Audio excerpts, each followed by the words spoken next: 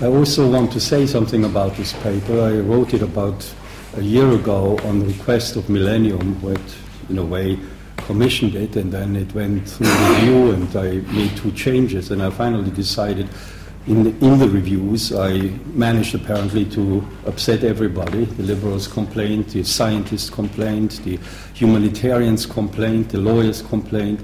So I either was all right by having so many enemies, or I thought I withdraw it after they requested that I explain what I mean by a semantic field. At that point, my trust in the review process somehow had worn thin, and I withdrew the piece and just let it simmer. And now I'm trying again with that in a different audience, and we'll see what happens.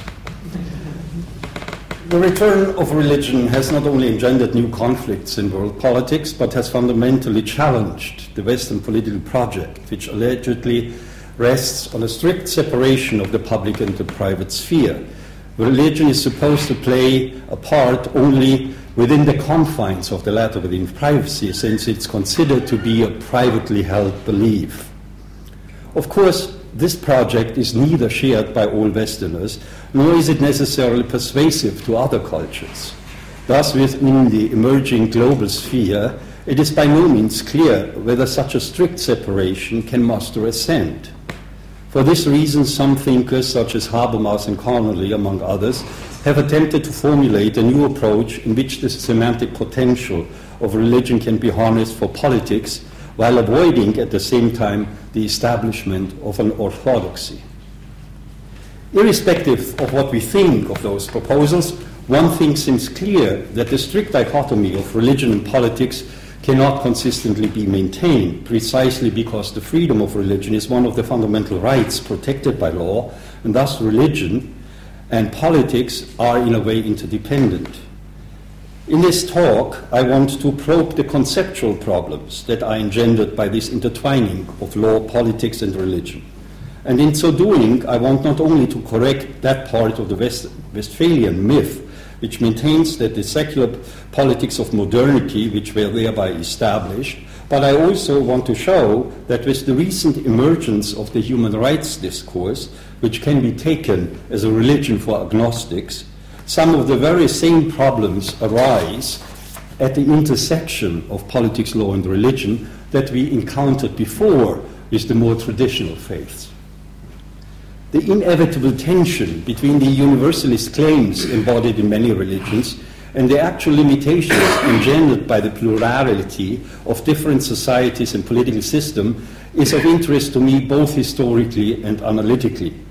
I argue that we witness again the clash between a universalist creed centered on human dignity and the contingencies of politics and history. To that extent, the problem of religion is not just limited to some traditional teachings. Rather, religion stands for a system of meaning which provides guidance by taking certain things out of the ordinary and keeping it separate, beyond reach, by sacralizing them. This separation between the sacred and the profane has been used by Durkheim, and here I am following your suggestion to bring Durkheim in, and other sociologists of religion in order to assess religion's role in social life. Seen from this perspective, the above examples of the interdependencies between law, religion, and politics do not seem to be accidental, but point to their necessary interdependencies in different political projects over time. Carl Schmitt and Eric Voegelin have observed, although from different perspectives, that most modern political concepts have their root in religion. As the historical record also shows, the new forms of political rule appeared together with the advent of higher religions. In lieu of the acephalic orders of segmented societies, hierarchies formed with the advent of higher religions and the incorporation of various tribes into one people or one realm became possible.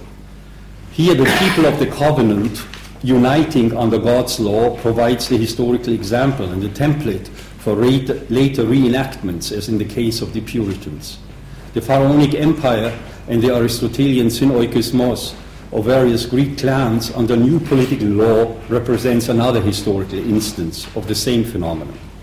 As the etymology of the new principles of social differentiation, hierarchy, suggests, the connection between rule, archein, and the sacred, hieros, is deeply embedded in our political imagination and language, even if historical ruptures and different trajectories have reconfigured these links significantly. In short, I want to examine this intersection of law, religion, and politics by focusing on the sacralized sources that bestow legitimacy for political rule, but which remain as source or as sources always beyond politics and law. And then I go into a discussion of Westphalia or so on, but I want to skip this part of the paper. To that extent, the similarities between the religious concepts and our modern political vocabulary are not surprising. It is surprising only if we have bought into the problematic belief that existential issues, and both religion and politics deal with existential issues, are cognitive only, and that progress consists not only in leading man out of ignorance, à la Kant, but in suppressing this irrationality of his emotions. Here Hobbes, certainly not an opponent of the rational pursuit of satisfying one's desires, saw perhaps more clearly that a political association cannot be based on the rational pursuit of individual interests and of the means to manage mutual interference, precisely because various sources of quarrel are endemic in social life, such as, for example, envy or honor. The indifference of the rational actor, who is neither envious nor benevolent, might be the result of a particular discipline to which the subject will have to submit, rather than being a natural condition. But such a project is possible only, as Hobbes suggests, when first the sovereign is able to keep all members in awe. It is therefore no accident that it is not interest, but awe, which the mortal god, the new Leviathan, inspires, that makes the pursuit of happiness of the subjects and the rational pursuit of this goal possible. Significantly, awe refers to the ambivalence of emotions, comprising both attitudes of attraction and repulsion, the awful, that it is deeply implicated with the sacred, as students of religion, most recently Agamben, have pointed out. Here I do not want to follow up on these thoughts, frequently adduced as the explanation of why religion can become the source of destructive violence, even though religion also provides, at least in their higher forms, powerful symbolizations of the unity of mankind. Rather, I want to focus on the mediating role of law for politics in modernity. Order is now created through legislation, as law is made or no longer simply discovered in either God's will, nature, or tradition. Different from traditional primordial means of setting things right, which have their origin in magic and which prescribe certain detailed activities, law tackles the problem of creating order cognitively. The advantage of such a strategy is not only that its impersonal character that addresses all, potentially an unlimited audience, and that it is not dependent on actual presence at those restorative events, or even on the actual existential experiences, which, for example, cults try to reenact. Thus, the original awe can now increasingly be transformed into a question of ascertaining the validity of a law, which in turn can be done by tracing the specific law to a source. Here, of course, the legislator in the continental tradition or the judge making the law in the common law tradition become the most salient sources. In short, such a cognitive turn allows for the proliferation of norms answering to greater social differentiation and to the practical problems arising from them. It frees law from the archaic notion that social order can only be maintained by answering violations through identical retribution. By internalizing validity and thus reducing legitimacy to legality, so that the question why some principles or prescriptions are binding can now be answered by looking at the authorizing secondary rule, law attains near closure, contrary to Hart. Nevertheless, there remains the issue of some extra-legal legitimizing source, be it the authorizing Grundnorm à la Kelsen, or the several sources which transcend law itself and resist the reduction of the problem of validity to one of legal legality. Occasionally, this leads then sometimes to rather strange formulations, such as in the case of the International Committee of Lawyers assessing the Kosovo issue. In their report, the jurists came to the conclusion that the intervention was illegal but legitimate. In short, behind the internal justification of law legality looms always the issue of ultimate authorization, be it the people or some other source that is put beyond the reach and beyond the ordinary. Thus even Kant, with all his emphasis on reason, invokes the sacred, although it has here more the semblance of a useful fiction than the appearance of some of the encounters with the transcendent. But if intrinsic to the notion of the sacred is its being set aside as something that is to be treated differently than the common or the profane, as Durkheim suggested, then we find even here some religious roots for the concept of law.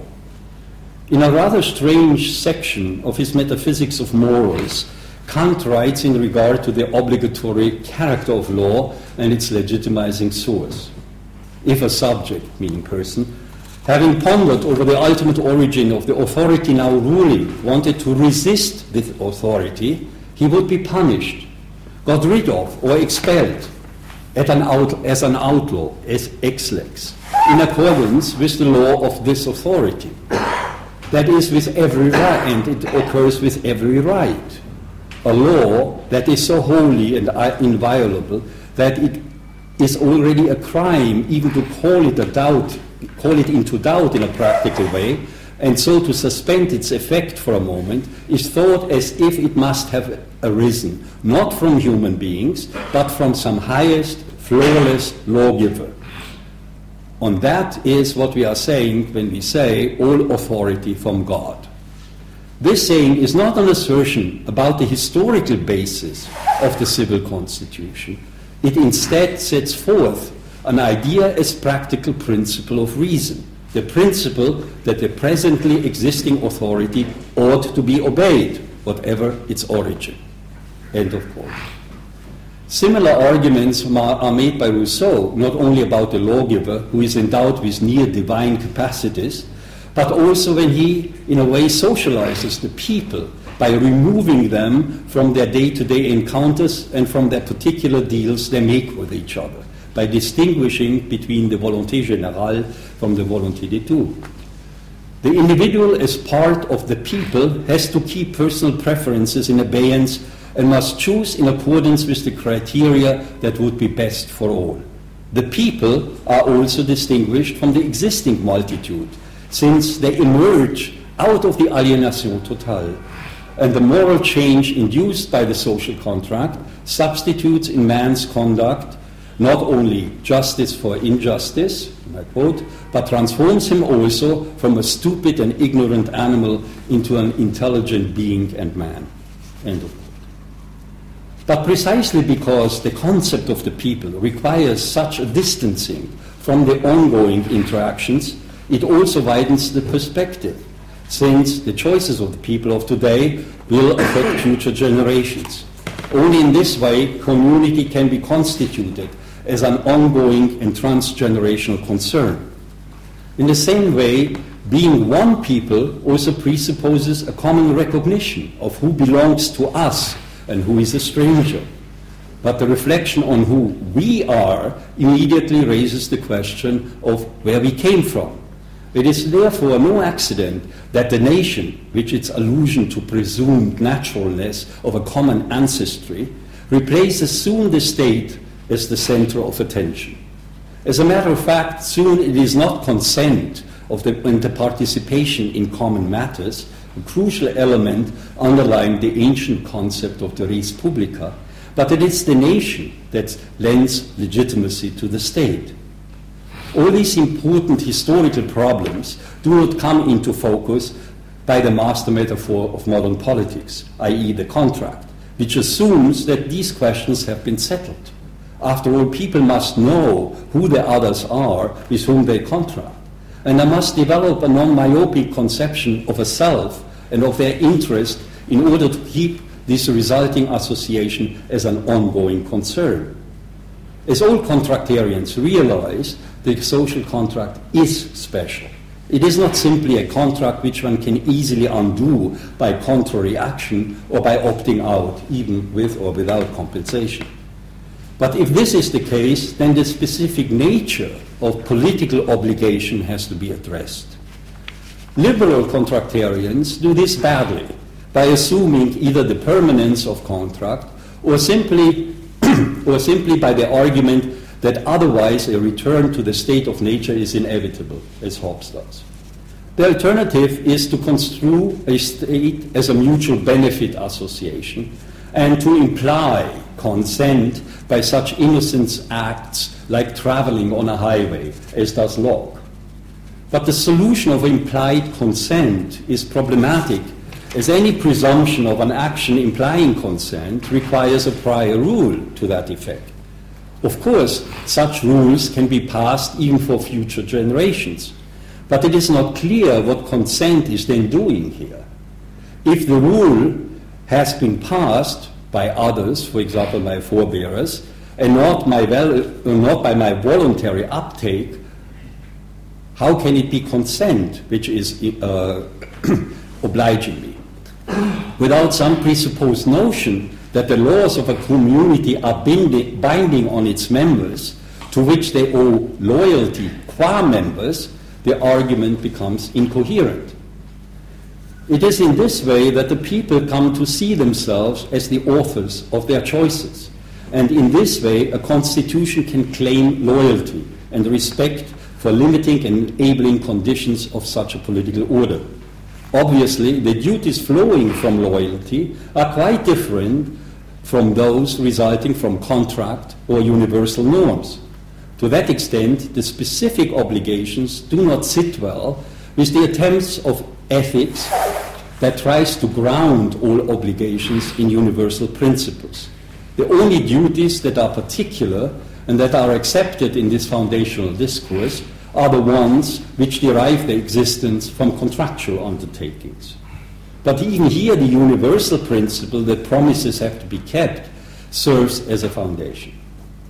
What the rhetoric of universalism, however, simply leaves out are those duties which are more contingent and which cannot be directly derived from such ultimate principles.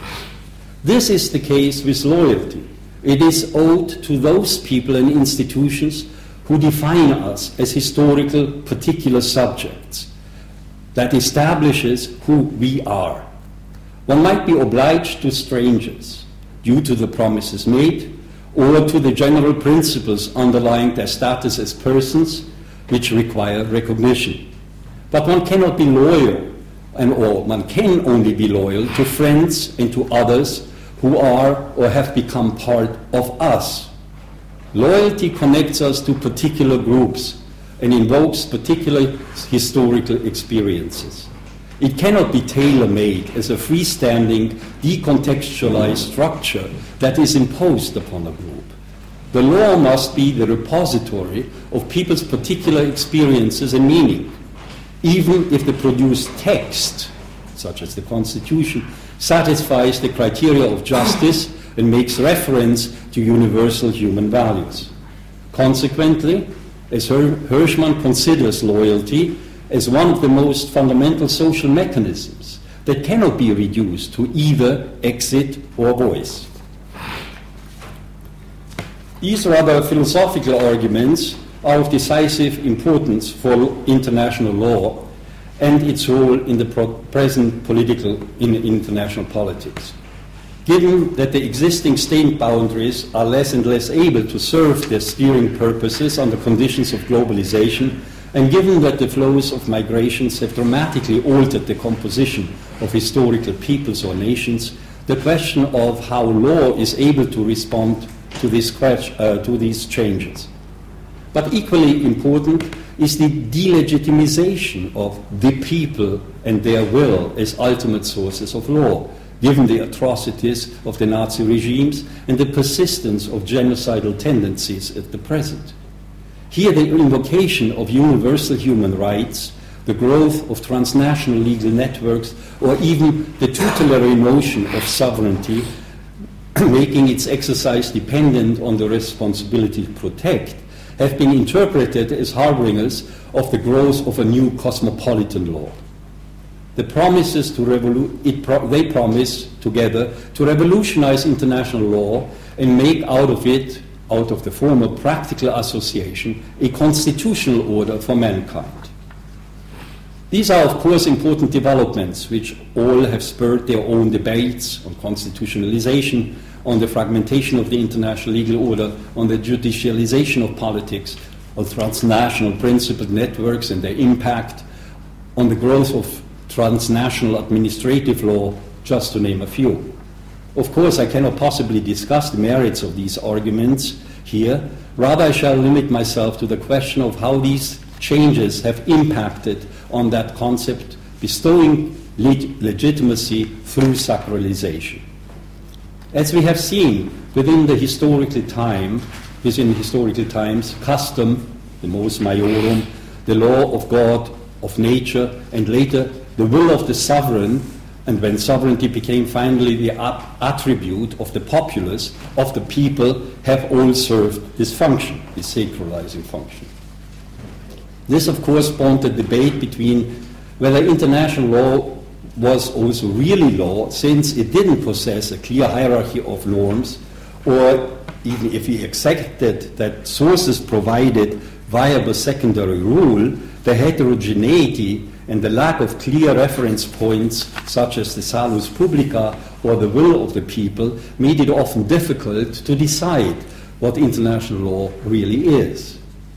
Both the introduction of human rights and later the more abstract notion even of human dignity seem to provide a way out of the well-known conundrum of positivist conception of international law.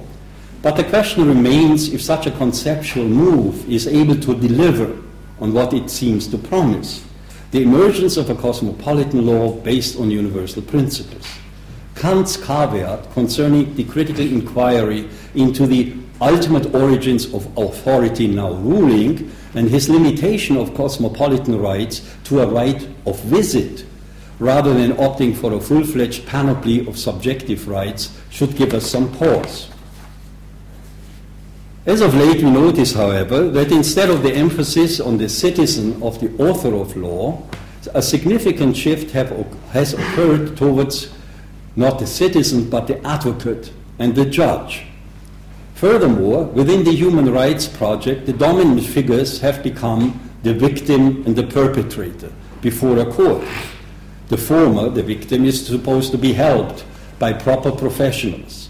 The latter has to be prosecuted and punished, again, by a specialized cadre of experts. By a strange twist, the rule of law has changed from an empowering instrument of citizens taking their fate into their own hands to a construct that gives the individual, conceived as a pre-political being endowed with subjective rights, the pride of place. This leads to a rather strange consequence that everything desirable now has to be recast into the language of individual rights. Democracy suddenly becomes an individual right to democracy. The environment is similarly protected by a subjective right to a clean environment. And development is somehow wished into existence by the postulation of a right to development. It needs only a moment's reflection that the construal of these rights is the result of considerable conceptual befuddlement. The last right, the right to development, can at least arguably be understood as a manifesto claim. That is, as a recognized grievance, and in the absence of a clearly defined class of correlative duty bearers, this flaw of the existing order is identified that awaits further specific initiatives to address this problem. The other two rights, like the right to democracy, is simply based on faulty reasoning. To put it bluntly, the right to democracy is not a human right, accruing to human agents as part of their natural liberty. Since democracy is a way of organizing a society for political purposes, not a subjective right inherent in or explicating the notion of personhood or agency, it involves a category mistake of the first order not to see this difference. Similar difficulties arise if the protection of the commons is derived from a subjective right to a clean environment. Again, while the assignment of exclusive property rights might alleviate certain pressures that otherwise would lead to the tragedy of the commons, this is a far cry from the notion that a part of nature should be set aside so as to remain unspoiled or become subjects of severe limitations of use. The more appropriate conceptualization would therefore be one of a common ownership that explicitly prohibits individual appropriation and the exercise of individual rights of taking. This would require something like a notion of corporate rights that cannot be reduced to the individual rights of persons forming the corporation. Since the protection of individual rights is now the spiritus rector of the legal enterprise, the notion of crime and of prosecution and coercion become important. This is, of course, a novum for international law, whose classical countermeasures, including acts of force, aside from war, were only designed to bring the wayward state back into the fold. But given the enormity of the task, that is, of providing equal and universal justice, it is hardly surprising that such aspirations have to be sacrificed on the altar of contingent reality. The result is an ever-widening gap between aspiration and practice. Most grave breaches of law in the international arena are still dealt with by oversight, as Rwanda, Darfur, and Srebrenica demonstrate. And one need not to be a realist to see that particular interests and saliency, rather than universal aspirations or the notion of a duty, do most of the explaining. But even in the case of humanitarian interventions or criminal prosecutions, admittedly few and far between, there are some conceptual issues worth pondering. Justice is not to be gained through the even-handed and general application of the existing rules by independent judges who are nevertheless subjects to the constraints of a particular constitution. Instead, law is supposed to work quasi-freestanding in a newly opened up space of international universality, and through some forms of exemplary justice occasionally visited upon individuals, be they state agents or private persons. My suspicion is that the persuasive force of the recent criminalization efforts in international law have less to do with the expected effectiveness or its protective ordering function. As a matter of fact, the recent record of highly selective enforcement makes a mockery of that hope, but with the ideology of progress. Part of that ideology is the near-messianic hope for a transformative change that is the result from the contestation of a state's monopoly of legitimate force. True, the right to punish was always a jealously guarded right of states or communities. But whether the sporadic verdicts of tribunals above the state determining what the law is can also instill new loyalties by speaking in the name of human dignity, of collective humanity, or the international community seems rather doubtful to me. The imprecision of naming the authority for holding individuals responsible is telling. Is the relevant group the community of states? The domestic order, which has incorporated certain universal principles? Is it the peoples of the world or humanity at large? These are not idle verbal games. It seems that having purged law of all its historical particularities and contingencies, the identifiable thrust of the argument requires a narrative of the end of the state or even history. In this sense, humanity itself, and not only mankind in its contingent diversity, becomes the all-encompassing point of reference. Both the peoples and the concrete people of a given order have vanished. What remains is human dignity as the ultimate source from which all law emanates and to which it all refers back to. But since humanity cannot act, the question of quis judicabit, who then shall decide, becomes all the more important.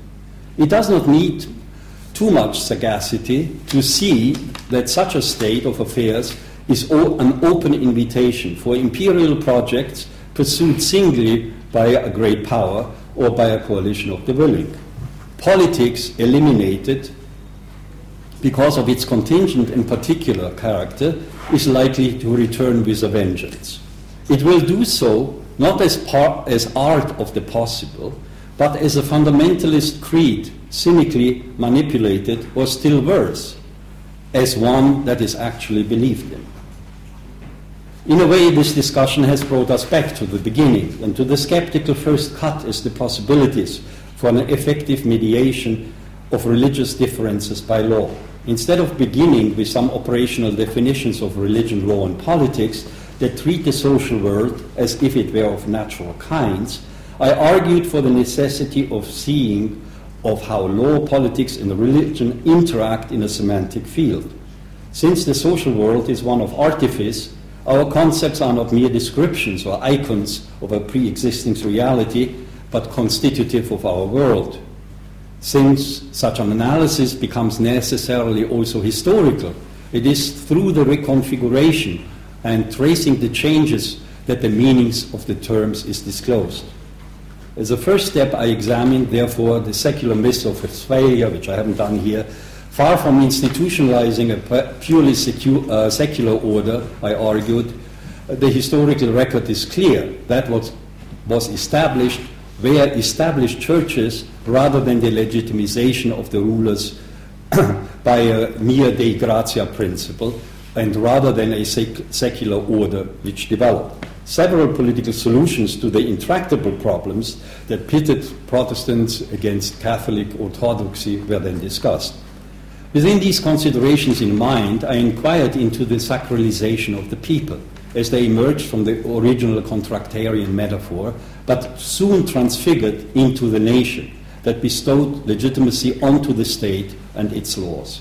In a second attempt, then I tried to examine the difficulties of a legal order which has sources but which lacks such a central point of reference, as is the case of international law.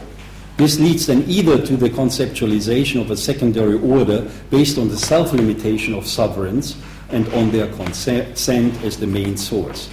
With the dissolution of the nation states, human dignity has also now served as such an ultimate foundation. My critical questions and doubts in this context were less based on the foundationalist elements in the human rights discourse, but rather on the abstract universality that this strategy implies. Having denuded the concept of any historical and political context, even the person seemed to have disappeared. The pride of place is now both given to the victim and the perpetrator. It is by these conceptual gambits that the abstraction of human dignity gets concretized again by indiscriminately filling the concept of human dignity with a motley array of subjective rights. As suggested, these are not innocent conceptual moves. They inevitably invite imperial projects, which are then treated not as fallible political experiments, but they tend to become self-justifying ordinances. The result is a strange mixture of an abstract, sacralized humanity and a quite specific way of life, which is alleged to best instantiate this particular order, as exemplified by the arguments about the end of history. But if we are not to engage in imperial projects, then the political mediations, rather than the abstract norms and values, should be our main concern. This might be less inspiring than the goal of liberating mankind or substituting law for politics in an enlightenment project encompassing all of humanity. But whatever these more modest goals of actual politics and limited, imperfect orders may lack, we have to realize that it is this lack that is simply a reflection of our human condition, all dreams of omnipotence notwithstanding. As certain as there is no one answer to the existential problems we face, there are certainly some answers to some of our problems in practical life. Finding them without the comfort of totalizing ideologies or messianic promises by keeping the sacred sacred, that is separate, is the predicament we all face as finite historical beings.